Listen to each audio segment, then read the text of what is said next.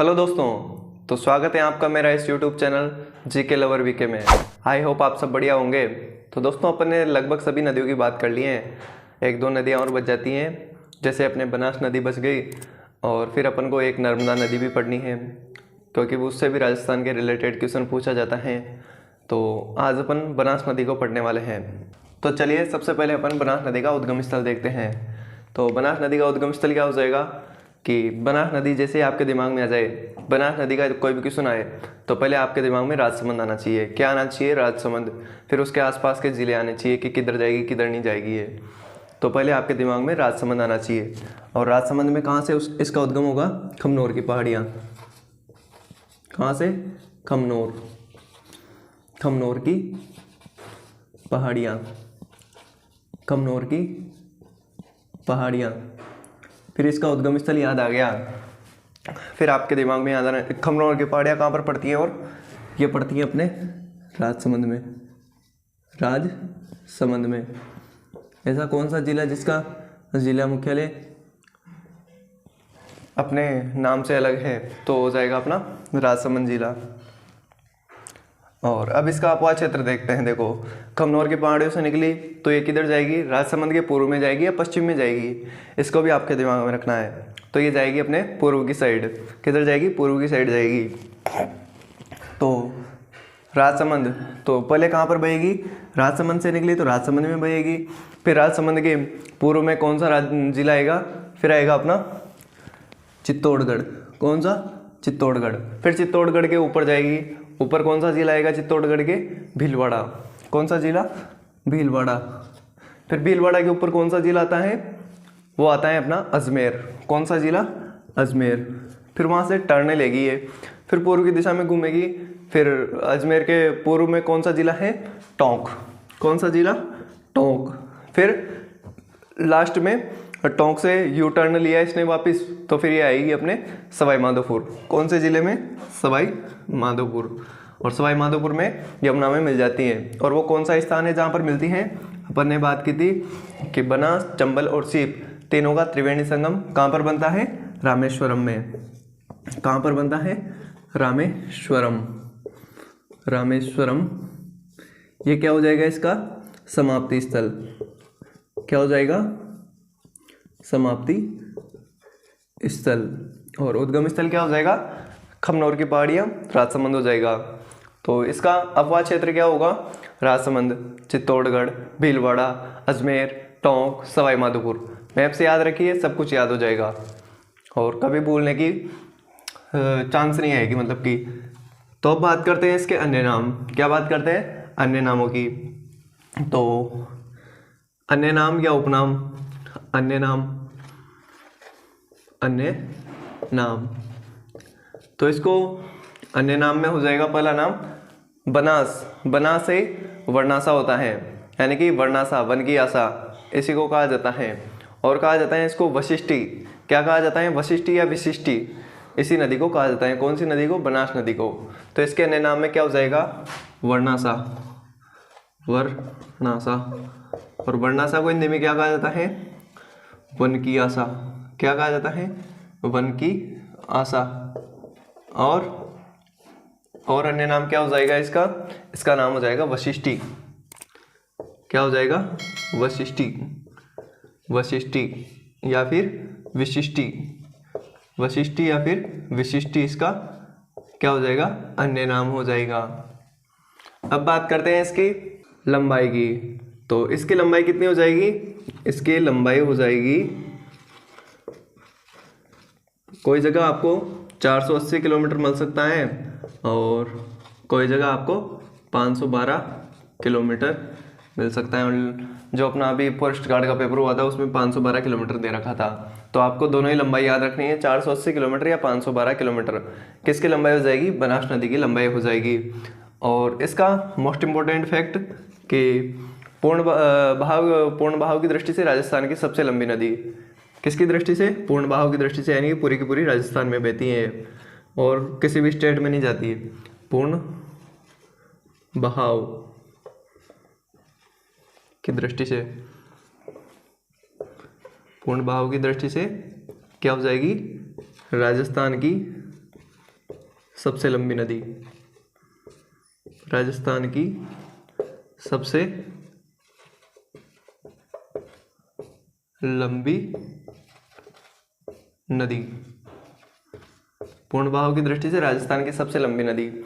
और जो इसका ये अपवाद क्षेत्र है, इसमें कौन सी मृदा पाई जाती है? लाल पीली मृदा।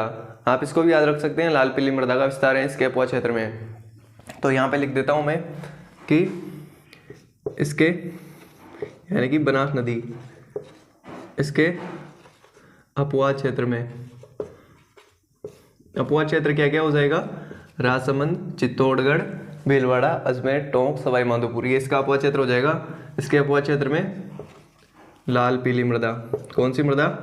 लाल पीली मृदा का विस्तार है, लाल पीली मृदा का विस्तार है। कौन सी मृदा का? लाल पीली मृदा। तो ये इसकी कुछ सामान्य सी बातें हैं। और इस पर बीसलपुर टोंक में क्या है? एक बांध है। कहाँ पर? टोडा रायसिंह कस्बा है, वहाँ पर एक बांध है, उसका नाम है बीसलपुर बांध। कौन सा बांध हो जाएगा? ब से बनास, ब से बीसलपुर, बीसलपुर बांध। बीसलपुर बांध कौन सी नदी पर? अपने बनास नदी पर। ये कहाँ पर हो जाएगा? टोडा रायसिंह। और टोडा रायसिंह कहाँ पर है? टोंक में। टोडा रायसिंह, टोडा रायसिंह टोंक। तो ये थी अपनी बनास नदी कि बनास नदी कहाँ से निकलती है? खमनोर की पहाड़ियाँ राजसमंद से निकलती है, फिर राजसमंद, चित्तौड़गढ़, भीलवाड़ा, अजमेर, टोंक, सवाई माधोपुर बहती हुई रामेश्वरम में संबल में मिल जाती है। इसकी टोटल लंबाई 480 किलोमीटर या 512 किलोमीटर हो जाएगी और पूर्ण बहाव की दृष्टि से राजस्थान की सबसे लंबी नदी हो जाएगी। और इसके अन्य नामों में वर्णासा, वनगियासा, वशिष्ठी या विशिष्टि इसके अन्य नाम हो जाएंगे। और इसके अपवाद क्षेत्र में लाल पीली मृदा का विस्तार है। तो ये इसकी कुछ सामान्य सी बातें हैं। अब बात करते हैं अपन इसकी सहायक नदियों की, जो कि बहुत इंपॉर्टेंट है और उनसे ज़्यादातर क्वेश्चन बनते हैं इस नदी से। तो अब अपन सहायक नदियों को समझते हुए चलेंगे और यहीं के यहीं याद भी करा दूंगा कि कैसे सहायक नदियों को पढ़ना है। तो अब बात करते हैं बनास नदी की सहायक नदियों की। तो अब बात करते हैं बनास नदी की सहायक नदियों की। तो बनास नदी की सहायक नदियों में 2-3 इंपॉर्टेंट नदियां हैं, पहले उनकी बात कर लेते हैं। तो ये अपनी कौन सी नदी है? ये अपनी बनास नदी है। बनास नदी कहाँ से निकलती है? खमनोर की पहाड़ियाँ से। कहाँ से निकलती है? खमनोर की पहाड़ियाँ से। खमनोर से, खमनोर से क्या निकलती है? बनास नदी। कौन सी नदी? बनास नदी, बनास नदी। और खमनोर कहाँ पर पड़ता है? राजसमंद में। तो राजसमंद में ये, फिर राजसमंद के उत्तर में जाओ तो उत्तर में क्या आएगा? एक स्थान आएगा दिवेर। क्या आएगा? दिवेर। क्या आएगा? दिवेर। और ये कौन सी तहसील में पड़ता है? देवगढ़। और जिला राजसमंद। तो दिवेर की पहाड़ियाँ, राजसमंद में कौन सी नदी निकलेगी? ये निकलेगी अपनी कोठारी नदी। कौन सी नदी? कोठारी नदी। तो कोठारी नदी कहाँ से निकलती है? दिवेर, देवगढ़, राजसमंद से निकलती है। और इसी कोठारी नदी के किनारे, कोठारी नदी के किनारे कौन सी सभ्यता? बागोर सभ्यता। कौन सी सभ्यता? बागोर सभ्यता। कौन सी सभ्यता? बागोर सभ्यता। बागोर सभ्यता के अवशेष मिले हैं। कौन सी सभ्यता के? बागोर सभ्यता। और बागोर सभ्यता कहाँ पर पड़ती है? भीलवाड़ा में। कौन से वाड़ा में? भीलवाड़ा में पड़ती है। भीलवाड़ा में कौन सी सभ्यता हो जाएगी? अपनी बागोर सभ्यता हो जाएगी भीलवाड़ा में। किस नदी के किनारे? कोठारी नदी के किनारे। तो मैं यहाँ पे लिख देता हूँ कोठारी नदी। कोठारी नदी, कोठारी नदी। और इसी नदी पर अपने भीलवाड़ा में एक बांध है। कौन सा बांध हो जाएगा? मेजा बांध। कौन सा बांध? मेजा बांध। कौन सा बांध? मेजा बांध। तो मेजा बांध कहाँ पर हो जाएगा? भीलवाड़ा में। मेजा बांध कहाँ पर हो जाएगा? भीलवाड़ा में। कौन से वाड़ा में? भीलवाड़ा में हो जाएगा। कौन सी नदी पर? कोठारी नदी पर। और इसी मेजा बांध के पास, इस मेजा बांध के पास, इसके पास ही में, यानी कि थोड़े से पास में ही क्या है? Green mount park. क्या है? Green mount park. Mount park है स्थित है, ग्रीन माउंट पार्क स्थित है। इसके मतलब कि ये जो मेजा बांध है इसके पास देख लो आप, ये यहाँ पे ये छोटा सा ग्रीन माउंट पार्क बना दिया मैंने। तो कोठारी नदी कंप्लीट हो गई। कोठारी नदी कहाँ से निकली? दिवेर, राजसमंद, देवगढ़ से निकली। फिर कहाँ पर? बागौर सभ्यता, भीलवाड़ा आई। उसके बाद अपन इतिहास में करेंगे, सभ्यता पढ़ेंगे तब। और फिर मेजा बांध आया भीलवाड़ा में, और इसके पास में ग्रीन माउंट पार्क स्थित है। बस ये छोटी सी नदी हो गई। कौन सी नदी? कोठारी नदी। और फिर लास्ट में जाके ये कहाँ पे गिर जाएगी? अपने बनास नदी में गिर जाएगी। बनास नदी की सहायक नदी है तो बनास नदी में गिर जाएगी। और कहाँ पर गिरेगी? नंदराय, नंदराय, नंदराय गांव के पास मांडलगढ़ में पड़ता है। ये कहाँ पर पड़ता है? मांडलगढ़। और मांडलगढ़ कहाँ पर पड़ता है? कौन से वाड़ा में? भीलवाड़ा में, भीलवाड़ा में। तो कोठारी नदी दिवेर राजसमंद से निकली, फिर राजसमंद में बती हुई भीलवाड़ा में गई। भीलवाड़ा में इसके किनारे बागौर सभ्यता आई। बागौर सभ्यता के बाद फिर मेजा बांध आया। मेजा बांध के पास इसमें ग्रीन माउंट पार्क स्थित है। और फिर नंदराय राजसमंद में जाके भीलवाड़ा में जाके ये बनास नदी में गिर जाती हैं। तो अपनी एक नदी कोठारी नदी कंप्लीट हो जाती है। फिर दिवेर से पढ़ा अपन ने, फिर उसके नीचे खमनोर है। फिर राजसमंद के नीचे कौन सा जिला है? अपना उदयपुर जिला है। राजसमंद के नीचे कौन सा जिला है? अपना उदयपुर जिला है। तो उदयपुर में अपने महाराणा प्रताप जी थे। तो जो महाराणा प्रताप जी थे वो अपने हल्दी घाटी युद्ध के बाद, मतलब कि परिणाम के बाद कहाँ पर भटकते रहे थे? गोगुंदा की पहाड़ियों में भटकते रहे थे।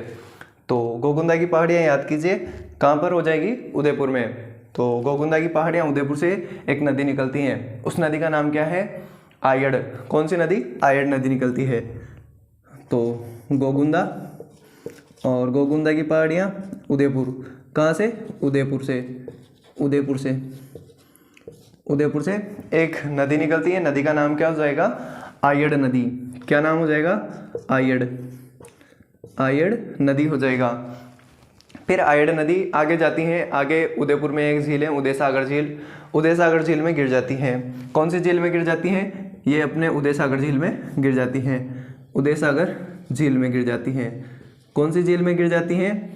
उदय सागर झील। और उदय सागर झील कहाँ पर है? उदयपुर में ही है, उदयपुर में ही है। और फिर इसके बाद इसका नाम चेंज हो जाता है। इसके बाद इसका नाम हो जाता है बेड़च। क्या हो जाएगा? बेड़च। क्या हो जाएगा? बेड़च नदी कहलाने लगेगी इसके बाद ये। और ये आयड़ नदी, यानी उदय सागर के पहले आयड़ और उसके बाद बेड़च। तो कहाँ से निकलती है अपनी आयड़ नदी? गोगुंदा, उदयपुर से। तो क्वेश्चन आया कि आयड़ नदी का उद्गम स्थल गोगुंदा, उदयपुर। और बेड़च नदी का उद्गम स्थल भी यही हो जाएगा। बट आयड़ नदी के नाम से याद रखना है पहले इसको, क्योंकि स्टार्टिंग में इसका नाम आयड़ नदी होता है। फिर अपनी जो बेड़च नदी है, बेड़च नदी थोड़ी सी उदयपुर में बहती हुई फिर भीलवाड़ा में। कहाँ पर? चित्तौड़गढ़ में, सॉरी चित्तौड़गढ़ में।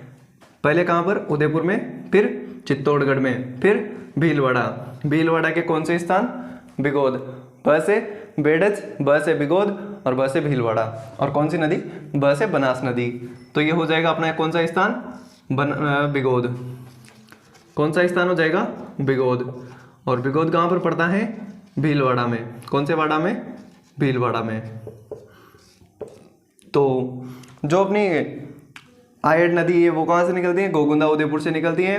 फिर बेड़च हो जाता है इसका नाम उदय सागर झील में गिरने के बाद। फिर चित्तौड़गढ़ में जाती है। चित्तौड़गढ़ के बाद फिर ये भीलवाड़ा में जाती है। भीलवाड़ा में बिगोद में जाके बनास में मिल जाती है। और इस नदी पर चित्तौड़गढ़ में अप्पावास गांव में कौन सा बांध बना हुआ है? गोसुंडा बांध। कौन सा बांध? गोसुंडा बांध। यहाँ पर एक छोटा सा बांध, गोसुंडा बांध। क्या नाम हो जाएगा इसका? गोसुंडा बांध, गोसुंडा बांध, गोसुंडा बांध। और ये कहाँ पर हो जाएगा? बेड़च नदी पर अप्पावास गांव में। कौन से वास में? अप्पावास गांव, अप्पावास गांव। और ये गांव कहाँ पर पड़ता है? ये पड़ता है अपने चित्तौड़गढ़ में। कहाँ पर पड़ता है? चित्तौड़गढ़ में। तो छोटी सी नदी आयड़ नदी। कौन सी नदी? आयड़ नदी। कहाँ से निकली? गोगुंदा, उदयपुर से निकली, फिर उदय सागर झील में गिरी, फिर बेड़च हो गया इसका नाम। फिर चित्तौड़गढ़ में गई तो गोसुंडा बांध आया। गोसुंडा बांधप्पावास गांव चित्तौड़गढ़ में हो गया। फिर भीलवाड़ा में गई, भीलवाड़ा में बिगोद में जाके बनास में मिल गई। तो ये थी अपनी छोटी सी नदी। और अब इसकी एक सहायक नदी भी देख लेते हैं। कौन सी नदी? मैनाल नदी। कौन सी नदी? मैनाल नदी। तो मैनाल नदी कहाँ से निकलती है? मैनाल नदी निकलती है मांडल की पहाड़ियाँ। कहाँ से? मांडल की पहाड़ियाँ। मांडल की पहाड़ियाँ, मांडल की पहाड़ियाँ। और मांडल की पहाड़ियाँ कहाँ पर पड़ती हैं? चित्तौड़गढ़ में। कौन से गढ़ में? चित्तौड़गढ़ में। और मांडलगढ़ कहाँ पर पड़ता है? मांडलगढ़ पड़ता है अपने भीलवाड़ा में। तो मांडल की पहाड़ियाँ कहाँ पर हो जाएंगी? अपने चित्तौड़गढ़ में हो जाएंगी। म से मांडल, म से मैनाल, म से मांडल, म से मैनाल। तो मैनाल नदी कहाँ से निकलेगी? अपनी मांडल की पहाड़ियाँ और चित्तौड़गढ़ से। तो मैनाल नदी मांडल की पहाड़ियाँ चित्तौड़गढ़ से निकलती हैं। फिर चित्तौड़गढ़ में बहती हुई कहाँ पर? चित्तौड़गढ़ से बहती हुई फिर भीलवाड़ा में जाती है। और भीलवाड़ा में जाके कहाँ पर? बिगोद में जाकर इस नदी में मिल जाती हैं, बेड़च और बनास नदी के संगम पर मिल जाती हैं। कहाँ पर मिल जाती हैं? बेड़च और बनास के संगम पर मिल जाती है। और कहाँ पर जाके मिल जाती हैं ये? बिगोद में जाकर मिल जाती हैं। तो यहाँ पर एक त्रिवेणी संगम बन जाता है। क्या बन जाता है? त्रिवेणी संगम बन जाता है। त्रिवेणी संगम। तो पहला त्रिवेणी संगम कौन सा हो जाएगा? पहला त्रिवेणी संगम हो जाएगा ब से बनास, ब से बेड़च और म से मैनाल नदी। तीनों का क्या हो जाएगा? त्रिवेणी संगम हो जाएगा। कहाँ पर हो जाएगा? अपने बिगोद भीलवाड़ा में हो जाएगा। तो यहाँ पे लिख देता हूँ मैं त्रिवेणी संगम। त्रिवेणी संगम, त्रिवेणी संगम कहाँ पर हो गया? ये हो गया अपने बिगोद भीलवाड़ा में। कहाँ पर? बिगोद में। बिगोद कहाँ पर? भीलवाड़ा में पड़ गया। और कौन कौन सी नदी से मिलकर बना? पहला तो अपनी सबसे बड़ी नदी बनास नदी, फिर बेड़च नदी। कौन सी नदी? बेड़च। फिर बेड़च के बाद कौन सी नदी? अपनी मैनाल नदी। तो त्रिवेणी संगम बन गया। कौन कौन से का? बनास, बेड़च और मैनाल का त्रिवेणी संगम बिगोद भीलवाड़ा में। तो ये थी अपनी छोटी सी नदी मैनाल नदी। और अब मैनाल नदी पर ही एक मैनाल जलप्रपात है। कहाँ पर? भीलवाड़ा में। मैनाल जलप्रपात कहाँ पर हो जाएगा? भीलवाड़ा में। तो यहाँ पर लिख देता हूँ मैं मैनाल जलप्रपात। कौन सा जलप्रपात? मैनाल नदी पर मैनाल जलप्रपात कहाँ पर है? भीलवाड़ा में। भीलवाड़ा। कौन सा वाड़ा? भीलवाड़ा। तो मैनाल नदी पर मैनाल जलप्रपात है भीलवाड़ा में। कहाँ से निकलती है ये? मांडल पहाड़ियाँ चित्तौड़गढ़ से निकलती हैं। फिर चित्तौड़गढ़ में बहती हुई भीलवाड़ा में जाती हैं। भीलवाड़ा में मैनाल जलप्रपात आया और फिर बनास बेड़च के संगम पर जाकर बिगोद में मिल जाती हैं। तो ये थी अपनी 3 सहायक नदियाँ। कौन कौन सी? कोठारी नदी देखी अपन ने, फिर अपन ने बेड़च नदी देखी, फिर अपन ने देखी मैनाल नदी। अब बात करते हैं अगली नदियों की। तो अब बात करते हैं बनास नदी की अन्य सहायक नदियों में 2 महत्वपूर्ण सहायक नदियाँ खारी और डाई नदी की। तो खारी और डाई नदी को याद रखिए आप। कौन से बांध से? बिसलपुर बांध से। तो बिसलपुर बांध के पहले एक स्थान है। कौन सा स्थान? यहाँ पर हो जाएगा अपना राजमहल। क्या हो जाएगा? राजमहल। राजमहल एक स्थान है वहाँ। कौन सी तहसील का? देवली तहसील का। देवली तहसील का। देवली तहसील। और देवली तहसील कहाँ पर पड़ती है? टोंक में पड़ती है देवली तहसील। तो सबसे पहले अपन खारी नदी की बात करते हैं। तो खारी नदी कहाँ से निकलेगी? बिजराल ग्राम की पहाड़ियाँ। बिजराल ग्राम पहाड़ियाँ। और ये कहाँ पर पड़ती हैं? राजसमंद में। कहाँ पर? राजसमंद में। कौन से संबंध में? राजसमंद में। राजसमंद में पड़ती हैं। फिर इसका प्रवाह क्षेत्र क्या हो जाएगा? देखो राजसमंद में बहती हैं, फिर भीलवाड़ा गई, फिर भीलवाड़ा से कहाँ जाएगी ये? अजमेर में जाएगी, फिर अजमेर में जाके टोंक में जाती हुई फिर बिसलपुर नामक स्थान पर अपने बनास में मिल जाती हैं। और यहीं पर कौन सी नदी आके मिलती है? यहीं पर डाई नदी। कौन सी नदी? एक और नदी आती है, वो डाई लगा जाती है यहाँ पर, कुछ जाती हैं इसमें। तो डाई नदी का उद्गम कहाँ से हो जाएगा? ये हो जाएगा अपना किशनगढ़। और किशनगढ़ कहाँ पर पड़ता है?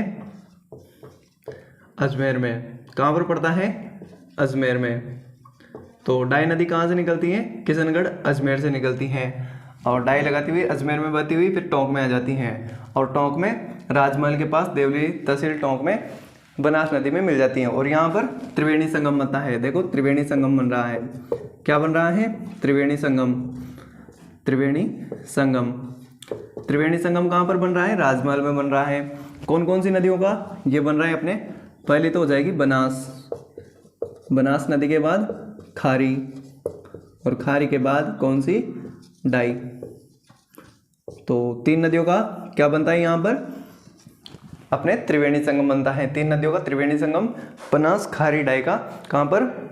राजमहल में बनता है अपने त्रिवेणी संगम। तो ये थी अपनी छोटी सी नदी खारी नदी और डाई नदी। खारी नदी और डाई नदी। तो अब बात करते हैं बनास नदी पर अगले त्रिवेणी संगम की, जिससे कि 2 नदियां और कंप्लीट हो जाएंगी। कौन कौन सी? मानसी और बांडी नदी। मानसी और बांडी नदी। तो पहले मानसी नदी की बात करते हैं। कौन सी नदी की? मानसी नदी। मानसी नदी। सी से सिलोरा। सिलोरा की पहाड़ियाँ। सिलोरा। सिलोरा गांव की पहाड़ियाँ। सिलोरा पहाड़ियाँ। और ये कहाँ पर पड़ता है? ये पड़ता है अपने किशनगढ़ में। कौन से गढ़ में? किशनगढ़। और किशनगढ़ कहाँ पर पड़ता है? अजमेर में पड़ता है। कहाँ पर? अजमेर में पड़ता है। फिर अजमेर टोंक में बहती हुई, अजमेर, अजमेर के बाद टोंक में जाती है। और टोंक पर कहाँ पर? यहाँ पर जोधपुरिया। जोधपुरिया टोंक पर, जोधपुरिया टोंक में। कहाँ पर? जोधपुरिया टोंक में बनास नदी में मिल जाती हैं। फिर इसकी एक सहायक नदी है। कौन सी नदी? सहायक नदी हो जाएगी इसकी कौन सी नदी? बांडी नदी। बांडी नदी। एक बांडी नदी अपन ने लूनी नदी में भी देखी थी, और एक नदी बनास नदी में भी देख रहे हैं। तो ये वाली बांडी नदी कहाँ से निकलती है? तो ये बांडी नदी निकलती है सामोद, सामोद व आमलोद, आमलोद की पहाड़ियाँ। सामोद व आमलोद की पहाड़ियाँ। और ये कहाँ पर पड़ता है? जयपुर में। कहाँ पर पड़ता है? जयपुर में पड़ता है। फिर ये जयपुर में बहती हुई टोंक में आ जाती हैं, और टोंक पर अपने मानसी नदी में मिल जाती हैं। कौन सी नदी में मिल जाती हैं? मानसी नदी में मिल जाती हैं। और यहाँ पर जोधपुरिया टोंक में क्या बनता है? त्रिवेणी संगम। तो तीसरा त्रिवेणी संगम कहाँ पर बनेगा? अपने जोधपुरिया टोंक में। कौन कौन सी नदियों का? पहली हो जाएगी बनास, बनास के बाद मानसी, और मानसी के बाद बांडी। कौन सी नदी? बांडी। इन तीनों का क्या होगा? त्रिवेणी संगम। कहाँ पर बनेगा? जोधपुरिया टोंक में। तो अब बात करते हैं बची कुछ सहायक नदियों की। तो अब बात करते हैं बनास नदी की अन्य सहायक नदियों की। तो बनास नदी की अन्य सहायक नदियों में पहले बात करते हैं अपन कौन सी नदी की? मोरेल नदी की। ये भी इंपॉर्टेंट नदी है, मोरेल नदी। कौन सी नदी? मोरेल नदी। तो मोरेल नदी कहाँ से निकलती है? ये निकलती है अपने जयपुर से। जयपुर में कहाँ से? चाकसू जयपुर से। कहाँ से? चाकसू। चाकसू। और चाकसू कहाँ पर पड़ता है? जयपुर में पड़ता है। और चाकसू में भी कहाँ से? चैनपुरा की पहाड़ियाँ चाकसू जयपुर से निकलती हैं, फिर जयपुर में बहती हैं, फिर जयपुर के साइड में दौसा है तो दौसा में जाती हैं, फिर दौसा से सवाई माधोपुर। कहाँ पर? सवाई माधोपुर। सवाई माधोपुर में जाती हैं, और सवाई माधोपुर में अपनी कौन सी नदी मिलती है यहाँ पर? बनास नदी। और बनास नदी में खंडार नामक स्थान पर, कौन से स्थान पर? खंडार। खंडार नामक स्थान पर बनास नदी में विलय हो जाती हैं। कहाँ पर? सवाई माधोपुर में। कौन सी नदी पर? बनास नदी में मिल जाती है। कौन सी नदी? मोरेल नदी। और मोरेल नदी पर ही सवाई माधोपुर में कौन सा बांध बना हुआ है? मोरेल बांध। कौन सा बांध? मोरेल बांध। ये हो जाएगा अपना, यहाँ पे लिख देता हूँ, मोरेल बांध। कौन सा बांध हो जाएगा? मोरेल बांध। और मोरेल बांध सवाई माधोपुर में हो जाएगा। फिर इसकी एक सहायक नदी है। कौन सी नदी? कालीसिल। कौन सी नदी? कालीसिल। और काली सिंध तो अपने चंबल नदी में पड़ी थी। काली सिंध चंबल नदी की सहायक नदियों में पड़ी थी अपन ने। और अब पढ़ते हैं अपन कालीसिल नदी। तो कालीसिल, कालीसिल कौन सी नदी? कालीसिल नदी। और क से कालीसिल, क से करौली, और क से केला देवी। करौली कहाँ से निकलती हैं? करौली से निकलती हैं। और करौली में इसके जब ये आगे जाती हैं तो इसके किनारे कौन सा मंदिर है? कौन सा मंदिर है? केला देवी, केला देवी माता मंदिर, केला देवी का मंदिर। कौन सी माता का मंदिर? केला देवी माता मंदिर। कहाँ पर? करौली में, करौली में केला देवी माता मंदिर हो जाएगा। फिर ये कहाँ पर? सवाई माधोपुर में चली जाती हैं और कहाँ पर जाके? सवाई माधोपुर में जाके मोरेल में मिल जाती हैं। तो ये थी अपनी छोटी सी नदी कालीसिर नदी। अब बात करते हैं अपन सहोदर नदी की। तो अब कौन सी नदी की बात करते हैं? सहोदर नदी की। कौन सी नदी की? सहोदर नदी या सोहदर नदी, सहोदर या सोहदर नदी की, सहोदर या सोहदर नदी। सहोदर या सोहदर नदी कहाँ से निकलती हैं? ये निकलती हैं अपने अजमेर से, अजमेर से। और अजमेर में भी कहाँ से? अराई की पहाड़ी अजमेर से निकलती हैं। फिर अजमेर में बहती हुई टोंक में जाकर इसमें मिल जाती हैं। और अजमेर में इसमें एक बांध है। कौन सा बांध? टोरडी सागर बांध। कौन सा बांध? टोरडी सागर बांध। कौन सा बांध? टोरडी सागर बांध।